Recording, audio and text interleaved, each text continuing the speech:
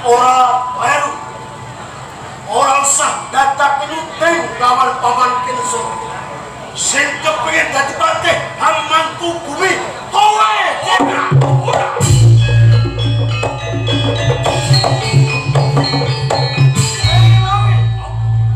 sing duweni lawan ora mung cukup kowe najane berantem dhewe aku uga duweni lawan tapi kowe kuwi menungso kowe ku menungso kang dari menunggui kursi kang rasa sing kene dadak kowe pamer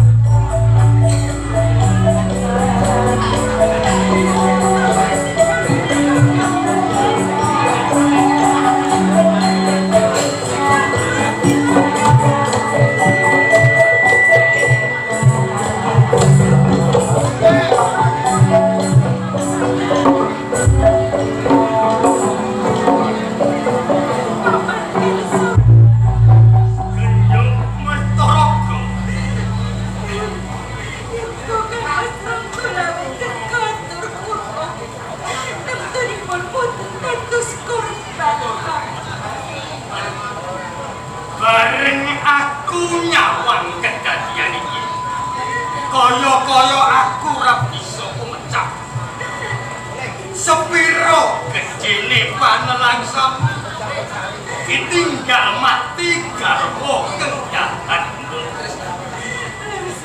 nanging gendong menungso urip lumaku marang ginarise kodrat lan pepestan mbok menawa wae garwamu wis dadi pepestane Gusti nggone momong lan putramu mung cukup semene mung wae ditampa kanthi linambaran ati kang sabar ayo bebarengan ndedonga memuji marang ngersane Gusti kang akang jagat muga arwahe garwamu tinampa marang ngersane Gusti lan dipapanake ana ing kaswargan amin ya sak sampunipun Kang Mas Rongkul awet temekaning pati kamangka kula kagungan putra kalih putra dadi kula pasrahaken kaliyan panjenengan anggep kantos putra panjenengan ingkang dadi pawangan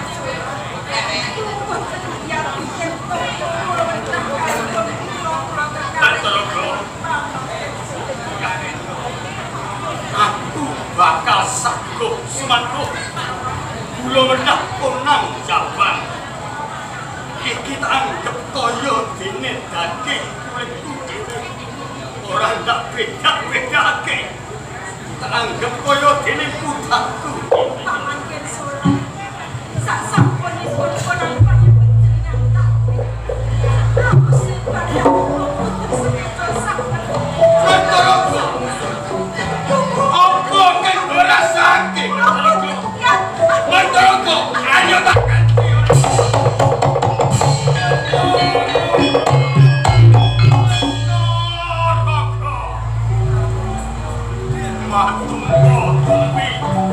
temahan tumpuk undung kelakon kendahan kelakon yang siji dua rampok susul lakon keng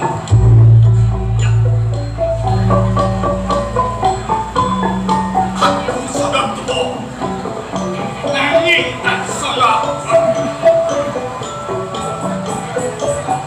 kaya piye ing makone kudu ndak konang jabatan ijin timur kan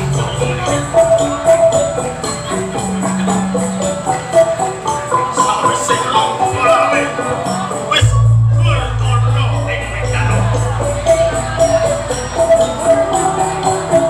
aku ada sumpah sinik singan bumi lan langit aku pada depati mati-mati wis ora ono pirang-pirang manusa kang kirani mulai kaya kepiye pada arase pola jaban kang mengerteni tentang nanging hati sorot tumindak pada Ulang jabar kawujudan kakung yen kakung bakal tak paringi jembatas Anuraga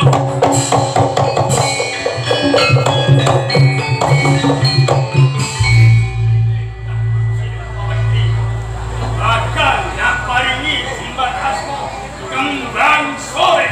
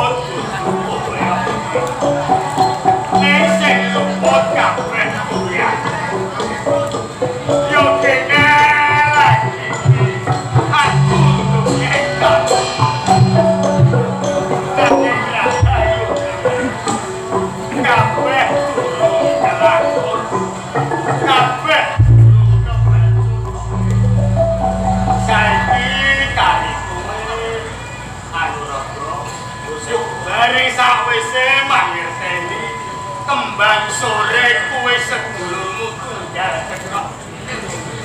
Apa sekiranya arep mbok bacotake? Teges mriko carane bekro. Pangestripun kakek lho, pangestripun. Kira-kiramu kira-kira bocah lagi susah, bocah lagi sedih kok belum wis, bang sore.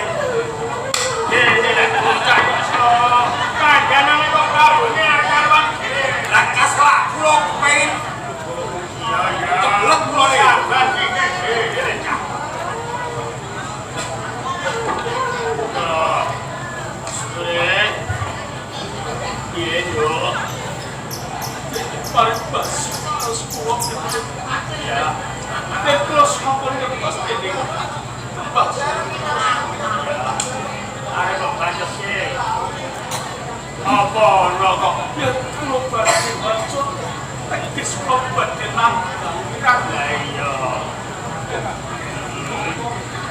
biar keluar patah semua penonton itu tekis keluar dari nangka sabun ini keluar dari nangka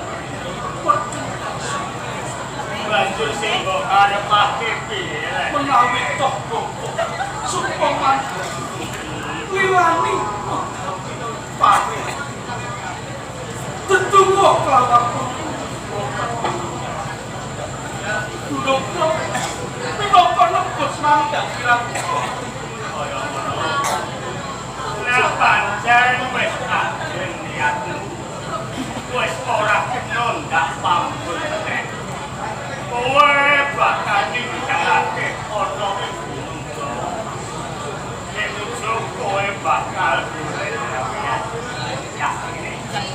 nek pancen niatan setiamu kaya ngono tumuju ana ing praja Majapahit ing kono tohake teman kaya dene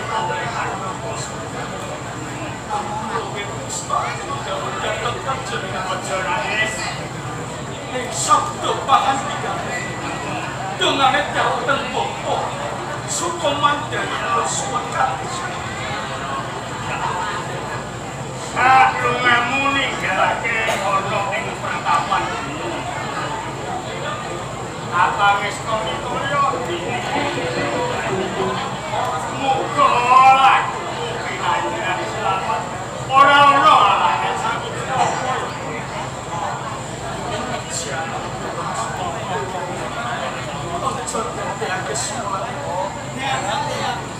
Kabeh wis tinitah marang sang Gusti Kang.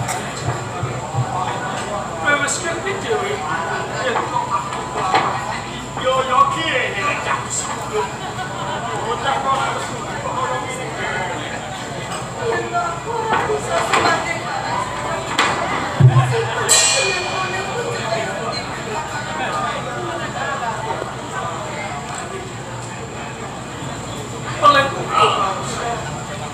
Ojo nganti nang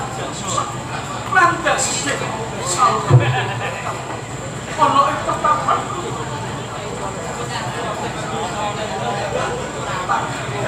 Jalan mati.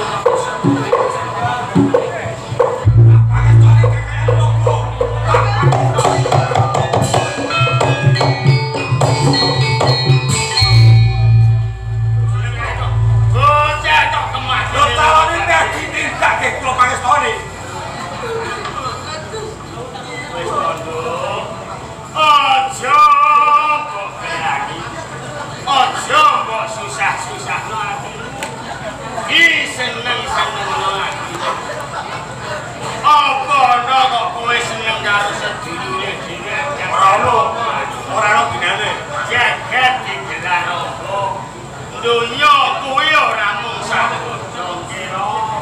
Akeh wong lanang sing bagus, akeh wong lanang sing barek. Lha saliyane anu roko isih sing saguh sumaguh genteni anu roko. Kowe ngerti? Bocah kono pitik memet iki. Kowe pengen di ono yo hentikan dhewe.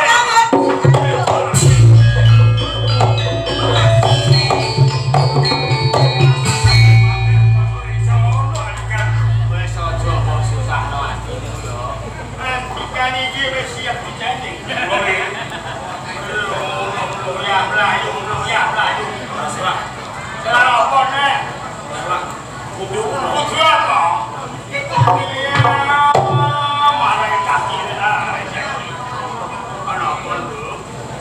Nanging kula mboten gadah seneng marang kakanan. Ora seneng iki ra. Suwe-suwe kita lateni sithik, apa sithik mesti bakal tuwuh rasa seneng utawa rasa tresno bener ya. Kula mboten. Bocah sapi di musim ini. Apa sing purun bapak? Ini bahan kula jawab karo apa lu?